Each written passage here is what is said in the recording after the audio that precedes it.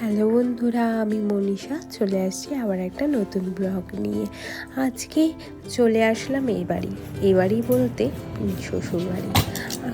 দুর্গা পূজার পরে কালী পূজা, তারপরে ভাইফোঁটায়, যেহেতু ভাই তো আছেই, তো তার জন্য ভাইফোঁটায় চলে গিয়েছিলাম বাড়িতে। আর এইবার ভাইফোঁটাতে ভেবেছিলাম প্রথমে যে ভাই হয়তো থাকবে না, কিন্তু তারপরে ভাইকে অনেক বলার পরে ভাই দেখি ছুটি ওয়ার্ক ফ্রম হোম নিয়ে এই বাড়িতেই থাকলো। তো তার জন্য এবার ওই বাড়িতে গিয়ে অনেক দিন ছিলাম, ভাই যতদিন ছিল।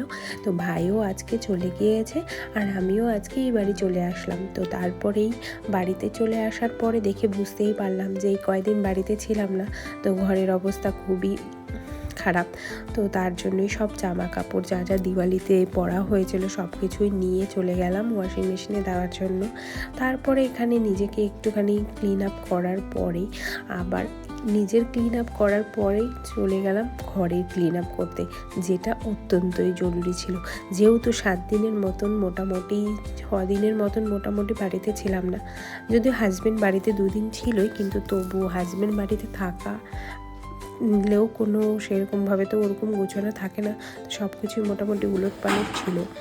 তারপরে এই যে বেসিন থেকে শুরু করে সব কিছুই গুছিয়ে রাখতে হবে, তো সেটাই পরিষ্কার করছিলাম। তারপরে এখন ঘর বাড়ি সব কিছু পরিষ্কার করে নেব, যতই রাত হোক সব কিছু আজই কমপ্লিট করে রাখতে হবে, যেহেতু কালকে থেকে আবার অফ।